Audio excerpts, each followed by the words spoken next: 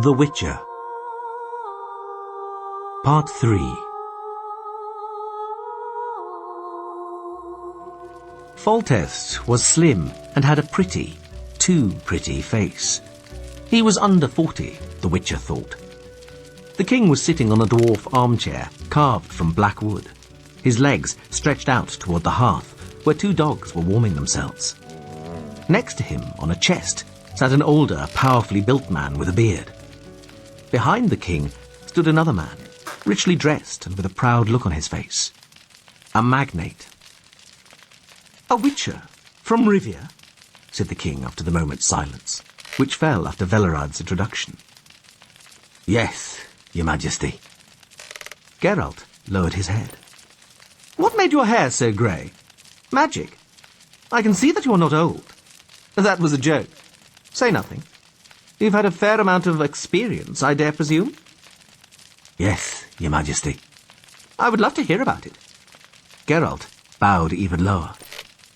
"Your majesty, you know our code of practice forbids us to speak of our work." "A convenient code, Witcher. Very convenient. But tell me, have you had anything to do with Spriggans?" "Yes." "Vampires? Leshies?" "Those two." Foltest hesitated. "Strigas?"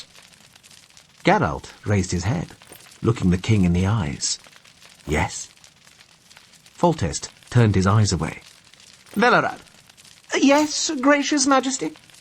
"Have you given him the details?" "Yes, your gracious majesty. He says the spell cast on the princess can be reversed."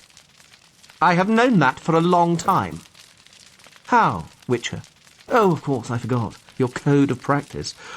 All right, I will make one small comment. Several witches have been here already." "Velerad, you have told him?" "Good. So I know that your speciality is to kill rather than to reverse spells. This isn't an option. If one hair falls from my daughter's head, your head will be on the block. That is all. Ostrid, Lord Segalin, stay and give him all the information he requires. Witches always ask a lot of questions. Feed him and let him stay in the palace. He is not to drift from tavern to tavern." The king rose, whistled to his dogs, and made his way to the door, scattering the straw covering the chamber floor. At the door he paused. "If you succeed, Witcher, the reward is yours. Maybe I will add something if you do well. Of course, the nonsense spread by common folk about marrying the princess carries not a word of truth. I'm sure you don't believe I would give my daughter's hand to a stranger." "No, your majesty, I don't." "Good. That shows you have some wisdom." Foltest left, closing the door behind him. Velerad and the magnate, who had been standing all the while, immediately sat at the table. The Castellan finished the king's half-full cup, peered into the jug and cursed. Ostrid, who took Foltest's chair, scowled at the Witcher while he stroked the carved armrests.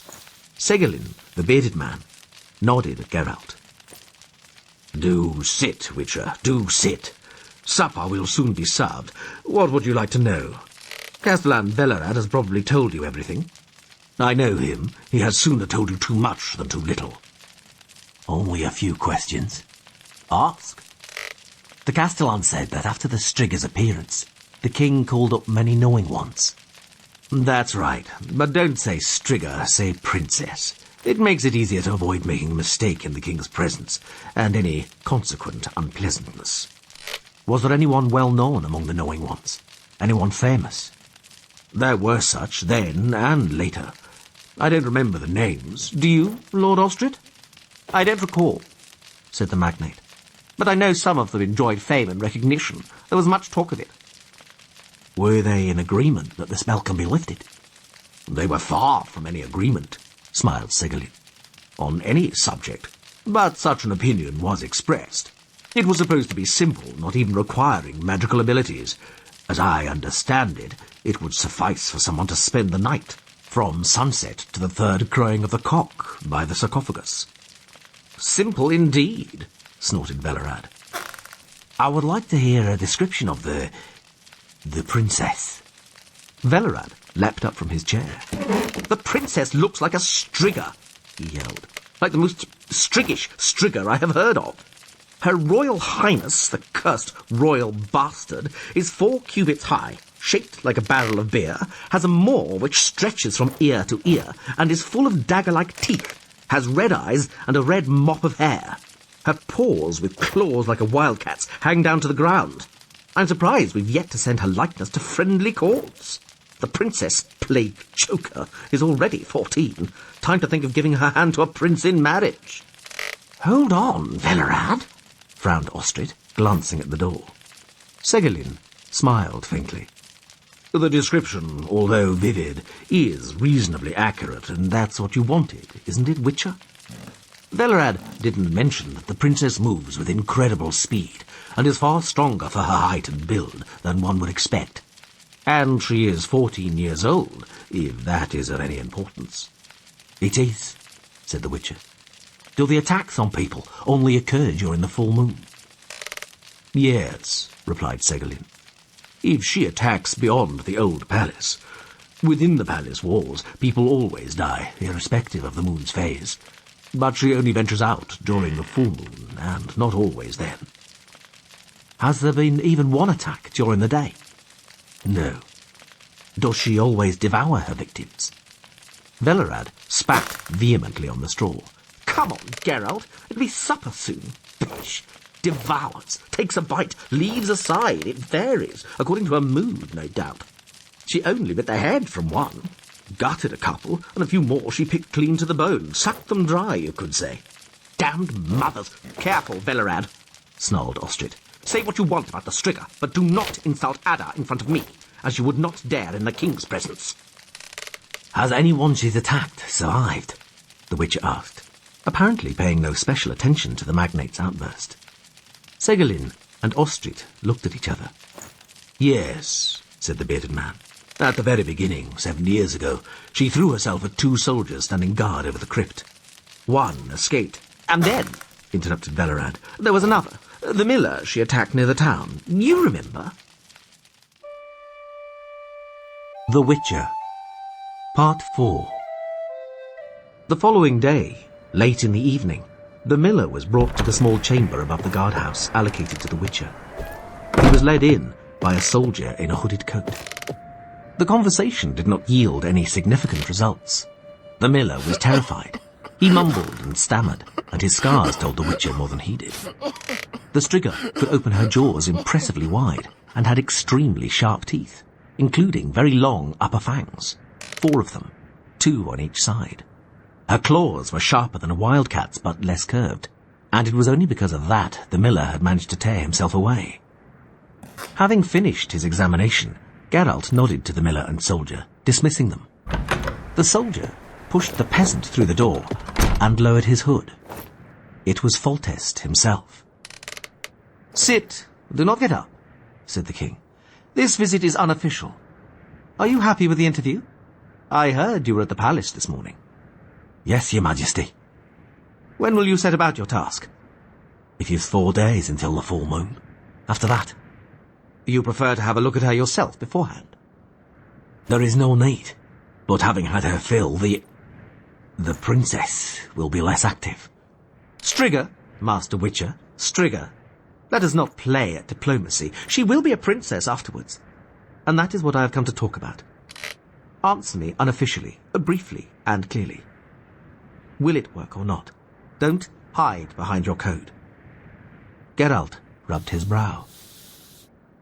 "I confirm, your majesty, that this spell might be reversed, and unless I am mistaken, it can be done by spending the night at the palace.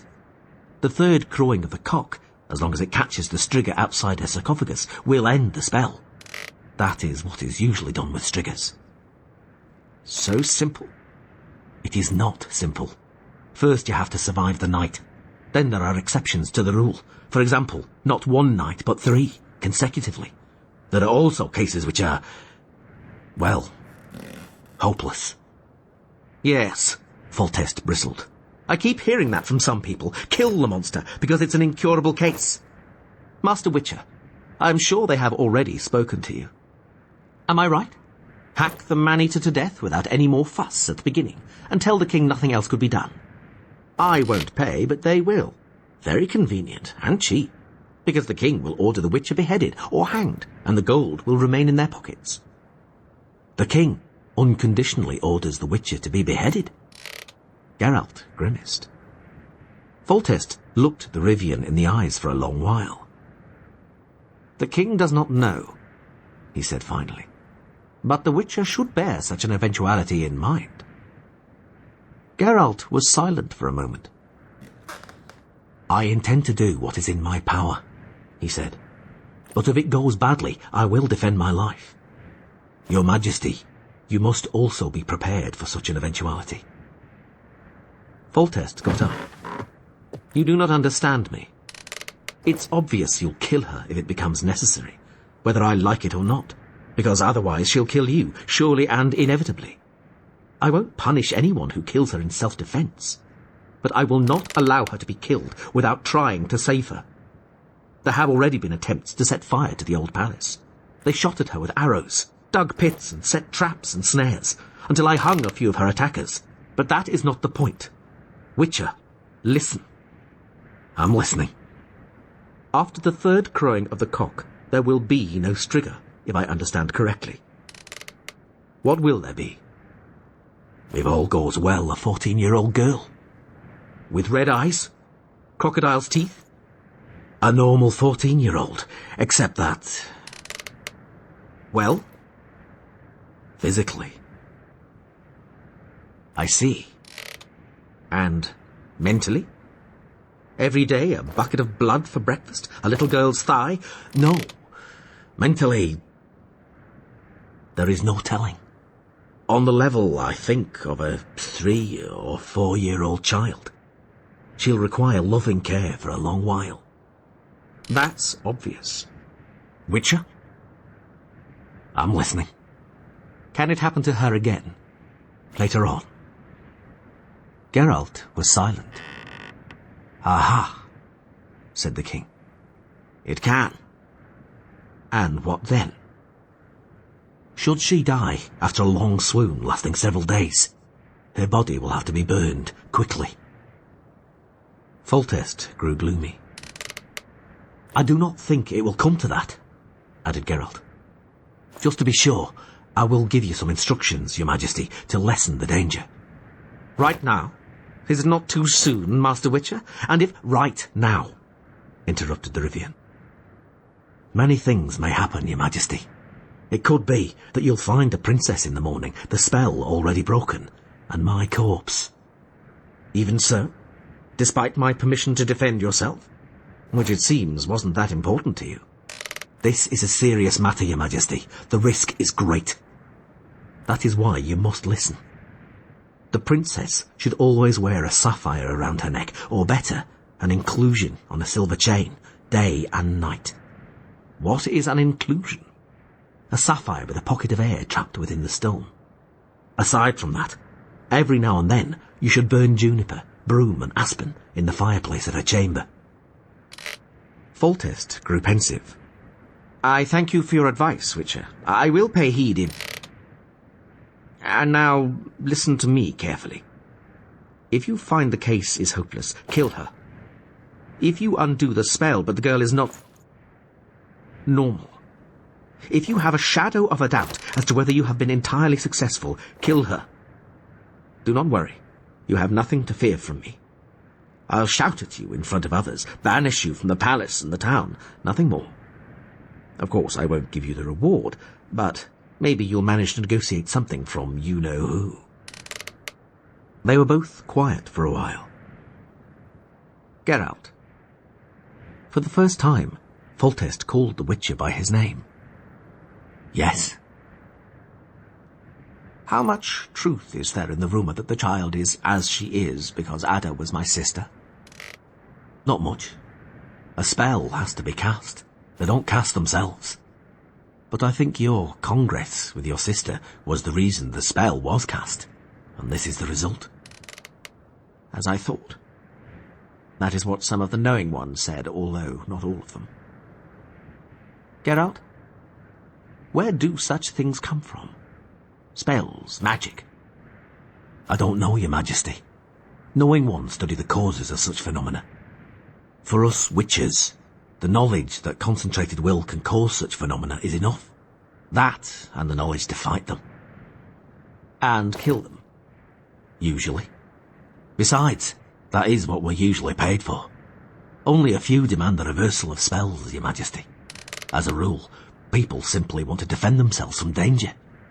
If the monster has men on its conscience, then revenge can also come into play. The king got up, took a few paces across the chamber, and stopped in front of the witcher's sword, hanging on the wall. "With this?" he asked, not looking at Geralt. "No, that is for men." "So I heard. Do you know what, Geralt? I'm going to the crypt with you." "Out of the question." Foltest turned. His eyes glinted. "Do you know, sorcerer, that I have not seen her? Neither after she was born nor later. I was afraid. I may never see her, am I not right? At least I have the right to see my daughter while you're murdering her. I repeat, it's out of the question. It is certain death, for me as well as you. If my attention, my will, falters, no, Your Majesty." Foltest turned away, started towards the door. For a moment, Geralt thought he would leave without a word, without a parting gesture. But the king stopped and looked at him. "You inspire trust," he said, "although I know what a rogue you are. I was told what happened at the tavern. I'm sure you killed those thugs solely for word to spread, to shock people, to shock me. It's obvious that you could have dealt with them without killing. I'm afraid I'll never know whether you're going there to save my daughter or to kill her. But I agree to it. I have to agree. Do you know why?" Geralt did not reply.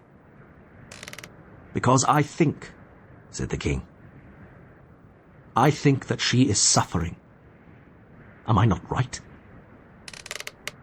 The Witcher fixed his penetrating eyes on the king. He didn't confirm it, didn't nod, didn't make the slightest gesture.